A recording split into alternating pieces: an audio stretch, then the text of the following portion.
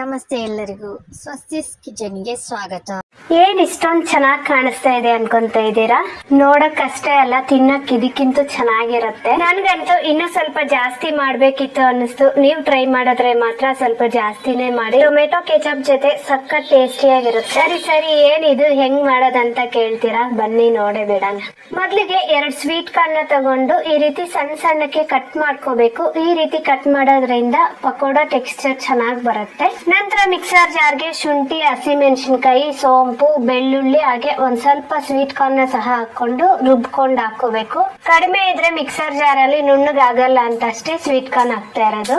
ನಂತರ ಉದ್ದ ಕಟ್ ಮಾಡ್ಕೊಂಡಿರೋಂತ ಒಂದು ದೊಡ್ಡ ಈರುಳ್ಳಿ, ಸ್ವಲ್ಪ ಕರಿಬೇವಿನ ಎಲೆ, ಖಾರಕ್ಕೆ ತಕ್ಕಂಗೆ ಅಚ್ಚ ಖಾರದ ಪುಡಿ, ಸ್ವಲ್ಪ ಅರಶಿನ, ರುಚಿಗೆ ಬೇಕಾಗಿರೋಷ್ಟು ಉಪ್ಪು ಸಹ ಹಾಕಿ ಚೆನ್ನಾಗಿ ಕೈಯಲ್ಲಿ ಕಿವಿಚಿ ಮಿಕ್ಸ್ ಮಾಡ್ಕೊಂಡ್ರೆ ಅದೆಲ್ಲ ನೀರ್ ಬಿಟ್ಕೊಂಡ್ಬಿಡತ್ತೆ. ನಂತರ 1 ಸ್ಪೂನ್ ಬಿಸಿ ಎಣ್ಣೆ, 2 ಸ್ಪೂನ್ ಅಷ್ಟು ಅಕ್ಕಿ ಹಿಟ್ಟು, ಹಾಗೆ ಬೇಕಾಗಿರೋಷ್ಟು ಕಡಲೆ ಹಿಟ್ಟನ್ನ ಸಹ ಸ್ವಲ್ಪನೇ ಹಾಕೊಂಡು ಇದನ್ನ ಒಂದ್ ಸ್ವಲ್ಪ ಗಟ್ಟಿಯಾಗಿ ಮಿಕ್ಸ್ ಮಾಡ್ಕೊಂಡು ಈ ರೀತಿ ಸ್ವಲ್ಪ ಲೈಟ್ ಆಗಿ ಪ್ರೆಸ್ ಮಾಡ್ಕೊಂಡು ಉಂಡೆ ಮಾಡ್ಕೋಬೇಕು. ನಂತರ ಚೆನ್ನಾಗಿ ಕಾದಿರೋ ಎಣ್ಣೆ ಹಾಕಿ ಮೀಡಿಯಂ ಫ್ಲೇಮ್ ಅಲ್ಲಿ 2 ಕಡೆ ಚೆನ್ನಾಗಿ ಫ್ರೈ ಮಾಡ್ಕೊಂಡ್ರೆ ಸಖತ್ ಟೇಸ್ಟಿ ಆಗಿರುವಂತ ಸ್ವೀಟ್ ಕಾರ್ನ್ ಪಕೋಡ ರೆಡಿ.